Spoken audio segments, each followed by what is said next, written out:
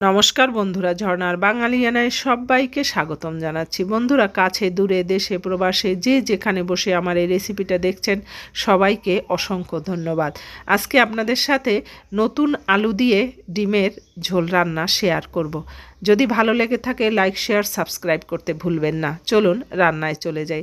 আমি ডিমগুলোকে সিদ্ধ করব, আর তার জন্য আমি ডিমগুলো আধা ঘন্টা আগে ফ্রিজ থেকে বের করে রেখেছি, যাতে ডিমের ঠান্ডা ভাবটা কমে যায়।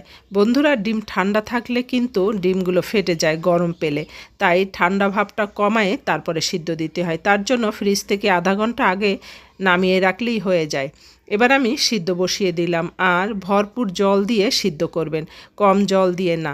আর আমার ডিমগুলো কিন্তু প্রায় সিদ্ধ হয়েই গেছে বন্ধুরা। এবার আমি একটু টাক দিয়ে দেব, যদি বাকি থাকে সেটিকেও সিদ্ধ হয়ে যাবে বন্ধুরা। আমি ডিমগুলো খোসা ছাড়িয়ে ধুয়ে পরিষ্কার করে নিয়েছি, আর আলুও কেটে ধুয়ে পরিষ্কার করে নিয়েছি। এবার ডিমগুলোকে আমি ভেজে নেব বন্ধুরা। ডিম সুন্দর করে ভেজে নিলেই কিন্তু ভালো হয়। একটু হলুদ আর একটু লবণ দিয়ে আমি একটু গায়ে লাল লাল দাগ পড়ায় ভেজে নেব। এরকম একটু ভেজে নিলে কিন্তু ডিমের ঝোল রান্না করলে ডিমগুলো খেতে ভালো লাগে।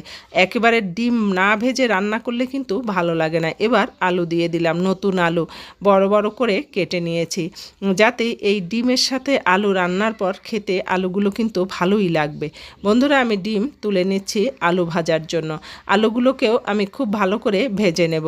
আর এই শীতের দিনে আলু আর ডিম রান্না খুব দারুণ লাগে খেতে, খুবই ভালো লাগে। যে না খেয়েছেন সে একবার হলেও খেয়ে দেখবেন। আমি ডিম ভাজার মধ্যে আমি যে লবণ আর হলুদ দিয়েছিলাম তা দিয়েই কিন্তু আলুটাও ভেজে নিয়েছি বন্ধুরা নতুন করে। আর এর মধ্যে হলুদ আর লবণ দেয়নি, তুলে নিচ্ছি।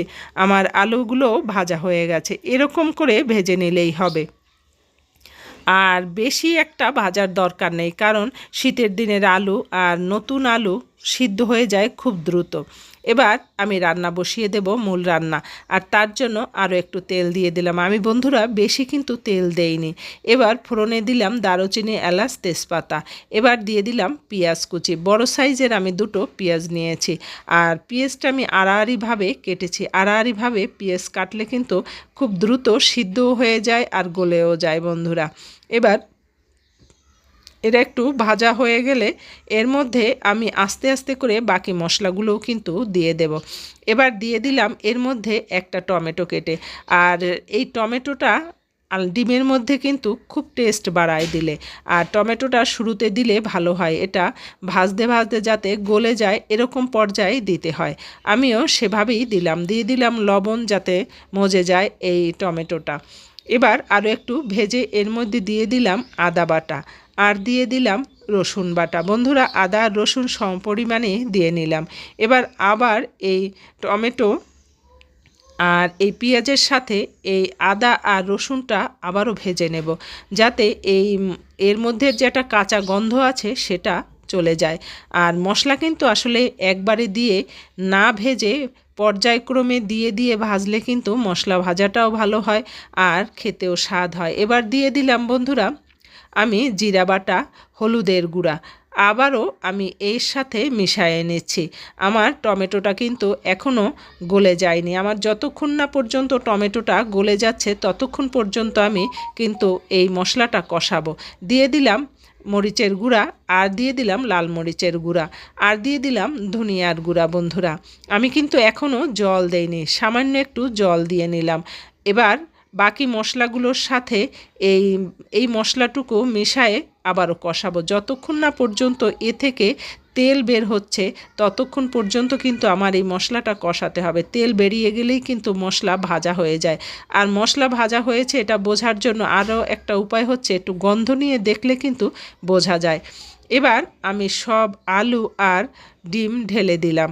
ঢেলে একটু নাড়াচাড়া দিয়ে এর মধ্যে জল দিয়ে দিলাম যতটুক লাগে আমার। আর আজকে আমি ডিম একটু ঝোলঝোল করেই রান্না করব, একেবারে ভুনা করব না। সেই জন্য একটু জলের পরিমাণটা বেশি দিয়েছি, যাতে আলু সিদ্ধ হওয়ার পরেও ঝোলটা থাকে। এবার দিয়ে দিলাম ধনিয়া পাতা। শীতের দিন ধনিয়া পাতা দিলে কিন্তু টেস্টটা আরও বেড়ে যায়। এবার আমার ডিমটা আস্তে একেবারেই মিডিয়াম আঁচে আমি রান্না করছি, হাই হিটে না বন্ধুরা। আলু কিন্তু আস্তে আস্তে সিদ্ধ করলেই টেস্ট হয়। এবার নাড়াচাড়া দিয়ে আবারও একটু দেখব। বন্ধুরা, আমার কিন্তু রান্না প্রায় হয়ে গেছে। এবার আমি আপনাদের এই ডিমের ঝোলটা তুলে দেখাচ্ছি বন্ধুরা। আর যেভাবে আমি রান্না করলাম এভাবে আপনারা বাড়িতে বসে রান্না করে খেয়ে দেখবেন। এইভাবে ডিমের কারিটা বা ডিমের ঝোলটা কিন্তু দারুণ লাগে খেতে। রুটি দিয়ে খান আর ভাত দিয়ে খান, এক থালা ভাত নিমেষেই শেষ হয়ে যায়। বন্ধুরা, যে যেখানে বসে আমার এই রেসিপিটা দেখলেন সবাইকে বলবো ভালো লাগলে লাইক শেয়ার সাবস্ক্রাইব করতে ভুলবেন না। আর অবশ্যই একটা কমেন্ট লিখবেন। ভালো থাকবেন, সুস্থ থাকবেন। আবার নতুন একটা রেসিপি নিয়ে হাজির হব। ধন্যবাদ সবাইকে।